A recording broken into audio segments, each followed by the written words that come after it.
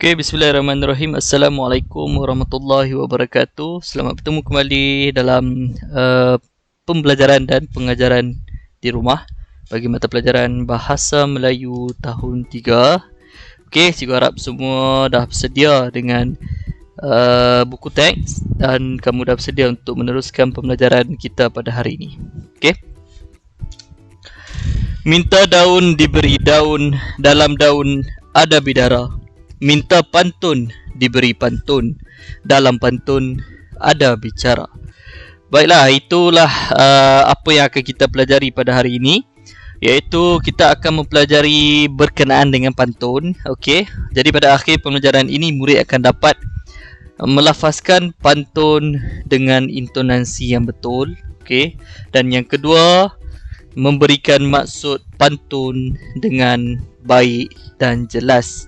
Jadi pada pagi ini pembelajaran kita berkisarkan tentang pantun. Kemudian kita akan mempelajari dan cuba memahami apakah yang dimaksudkan dengan pantun. Bukan, maksudnya apakah maksud di sebalik pantun itu.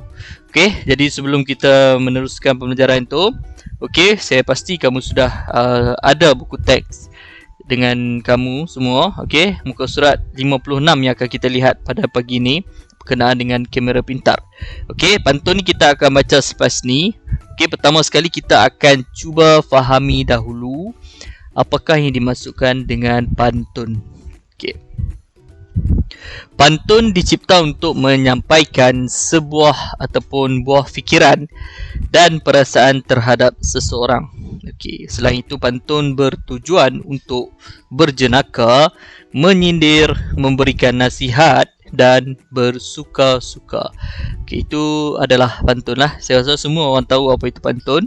Jadi orang buat pada zaman dahulu, orang buat pantun ni dia nak menyatakan satu perasaan dia lah terhadap sesuatu.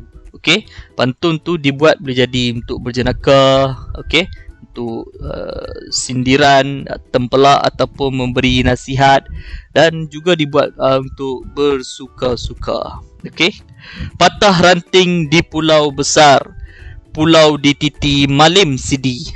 Sungguh pun gajah binatang besar, sudah rezeki si ular lidi. Itu contoh pantun jenaka lah. Dia kata rezeki tu tak dapat kepada orang yang kata apa? Gajah tu binatang yang besar kan. Dah rezeki ular yang lidi yang dapat. Maksudnya mungkin maksud dia adalah rezeki kepada yang susah ataupun rezeki kepada yang si kurus tu lebih banyak. Itu jenaka dia.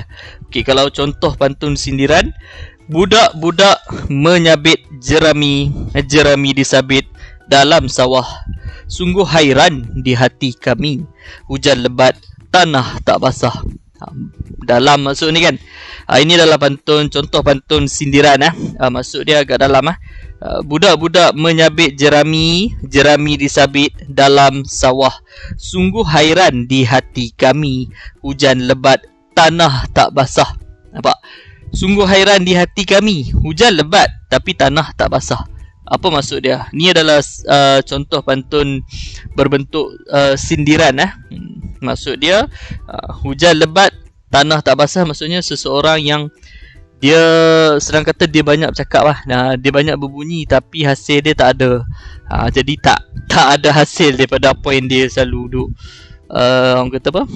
Dia banyak bercakap lah, banyak bercakap besar tapi hasil tak ada. Itu contoh dia. Okey. Contoh yang ketiga, dari Daik pulang ke Daik, sehari-hari berkebun pisang. Budi baik dibalas baik, dalam hati dikenang orang. Itu adalah contoh pantun yang berkisarkan tentang penghargaan, memberi penghargaan kepada orang yang baik. Dia kata budi baik akan dibalas dengan baik dan sentiasa dikenang oleh orang ramai. Okey. Okey, seterusnya kita akan melihat sedikit tentang ciri-ciri yang ada pada pantun. Okey. Ada 3 ciri yang akan cikgu tunjukkan pada kamu berkenaan dengan pantun. Yang pertama, di dalam pantun kita akan melihat tentang bilangan baris. Okey, sebelum tu kita tengok dulu maksud dia. Baris, apakah yang dimaksudkan dengan baris? Baris juga disebut sebagai kerat atau pantun 2 kerat, 4 kerat, 6 kerat dan 8 kerat. Pernah dengar kan? Contoh dia kalau kamu tengok dalam buku teks tu, yang rangkap pantun yang pertama tu, atas sekali tu, buah lontar masak berisi dari rantau tanam di laman, kamera pintar alatan inovasi untuk memantau sekitar kediaman. Okey, kalau kamu perhatikan, okey, yang dimaksudkan dengan baris itu adalah ni, buah lontar masak berisi ni adalah baris yang pertama. Dari rantau tanam di laman, ini adalah baris kedua. Kamera pintar alatan inovasi, baris yang ketiga. Dan untuk memantau sekitar kediaman, ini adalah baris yang keempat. Senang saja kan? Okay, jadi pantun ni ada 4 baris ataupun kita kenali sebagai pantun 4 kerat. Okey, baris juga dikenali sebagai kerat. Okey, jadi yang pertama berkenaan dengan baris, ya, okey, juga dikenali sebagai kerat. Yang kedua, kita akan melihat ciri yang kedua adalah kita fahamkan maksud baris. Okey. 2 baris yang pertama adalah pembayang. Saya rasa saya pernah ajar dalam kelas benda ni kan. Dan 2 baris yang terakhir adalah maksud. Contoh, kita menggunakan pantun yang sama. Okey. 2 baris yang pertama di atas ni, buah lontar masak berisi dari rantau tanam di laman. Ini adalah pembayang. Okey, ini adalah pembayang. Sebab tu pembayang ni kadang-kadang dia macam-macam. Dia cerita apa orang kata? Pembayang ni dia tak ada maksud lah. Dia hanya pembayang kepada maksud yang seterusnya kita akan tengok tu adalah maksud. Dia hanya nak mencantikkan. Dia ada rima. Lepas ni kita akan tengok rima. Contoh dia macam saya baca pada awal tadi, minta daun diberi daun, dalam daun ada bidara. Itu adalah pembayang. Tetapi sebenarnya nak bagi tahu, minta pantun diberi pantun, dalam pantun ada bicara. Maksudnya dalam pantun tu ada benda yang hendak disampaikan kepada kita. Okey, kalau tengok contoh di dalam slide ni, okey, buah lontar masak berisi dari rantau tanam di laman. Itu adalah pembayang. Okey, apa yang nak disampaikan? Kamera pintar, alatan inovasi untuk memantau sekitar kediaman. Itu adalah maksud. Okey, 2 yang di atas, 2 baris di atas pembayang dan 2 baris yang terakhir adalah maksud. Okey, jadi saya harap kamu faham berkenaan dengan pembayang dan maksud. Ciri yang ketiga kita akan melihat tentang rima. Rima bagi pantun 4 kerat ialah A, B, A, B. Tak semestinya huruf belakang dia saja, tetapi bunyi yang di belakang tu dia mempunyai rima berselang-seli ya. A lepas tu B, lepas tu A balik, lepas tu B. Kalau C, okey, kita tengok pantun lah. Kita tengok maksud dulu. Maksud bunyi rima akhir baris pertama sama dengan baris ketiga. Ni kena ingat, baris pertama akan sama, rima akhir baris pertama akan sama dengan rima akhir baris ketiga.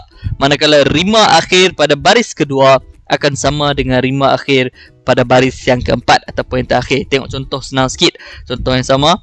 Okey, tak semestinya huruf belakang sama. Dia memang akan jadi huruf sama, tapi bunyi dia pun mesti sama. Bunyi dia pun mesti sama. Contohnya buah lontar masak berisi. C.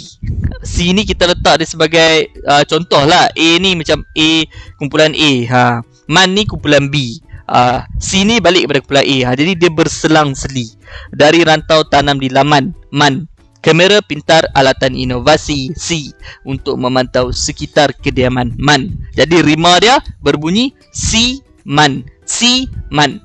Itu adalah pantun 4 kerat. Dia punya rima yang berselang-seli A, B, A, B. Okey? Dan ada satu lagi ciri yang keempat cikgu tak masukkan kat sini, iaitu berkenaan dengan jeda. Okey, jeda. Jadi saya rasa kamu ingat kot apa maksud jeda. Jeda tu maksud dia hentian sebentar. Bila kita membaca pantun, maafkan saya, bila kita melafazkan pantun, kita akan ada hentian sebentar.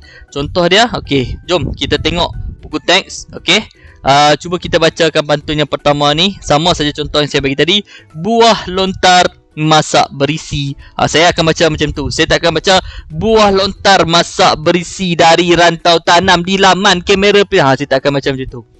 Saya akan baca ada hentian dekat sini. Buah lontar, henti sekejap, masak berisi, okey, koma, dari rantau, henti sekejap. Dekat tengah-tengah tu, dekat tengah buah lontar berhenti. Berhenti tu adalah jeda, ataupun kita lebih kenal sebagai hentian sebentar. Okey, buah lontar masak berisi dari rantau tanam di laman kamera pintar, alatan inovasi untuk memantau sekitar kediaman. Jadi macam saya terangkan tadi, dua rangkap, dua baris di atas ni. Yang pertama ni adalah pembayang dia. Maksud dia terletak pada dua baris yang terakhir. Jadi maksud dia telah diberikan kepada kita, iaitu kamera pintar merupakan alatan inovasi yang boleh digunakan untuk mengawasi rumah sendiri. Okey? Itu maksud yang nak disampaikan pada rangkap yang pertama. Okey? Untuk rangkap yang kedua, cuba kamu bacakan bersama dengan saya. 1, 2, mula. Pergi ke pekan mencari celagi di dalam raga ikan gelama. Usah fikirkan harga yang tinggi. Keselamatan keluarga lebih utama. Jadi kita tengok maksud dia yang berwarna biru. Usah fikirkan harga yang tinggi. Keselamatan keluarga lebih utama. Maksud dia juga telah diberikan kepada kita. Walaupun harga kamera tu mahal, namun keselamatan keluarga perlu didahulukan. Maksudnya dia nak memberitahu kepada kita bahawa kamera pintar ni sebaiknya ada untuk keluarga. Setiap keluarga kena ada kamera pintar ni untuk keselamatan, untuk keselamatan rumah kamu. Okey, dan dua yang terakhir ni telah pun cikgu berikan contoh cadangan jawapan. Jom kita tengok satu persatu. Ke pantai Mersing mencari lokan, pacu kuda membawa sekam, boleh berpusing mengikut gerakan, sentiasa waspada untuk merakam. Jadi maksud dia sentiasa boleh berpusing mengikut gerakan, sentiasa waspada untuk merakam. Apa maksud dia di sini? Okey, ini adalah cadangan jawapan daripada cikgu. Okey, kamera pintar ini boleh berpusing mengikut gerakan. Dia akan berpusing ikut pergerakan yang ada di hadapan dia. Kalau kamu berjalan di hadapan dia akan bergerak ikut.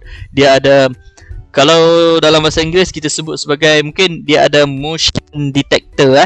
Dia mengesan pergerakan dan sentiasa bersedia untuk merakam. Itu maksud bagi rangkap yang ketiga.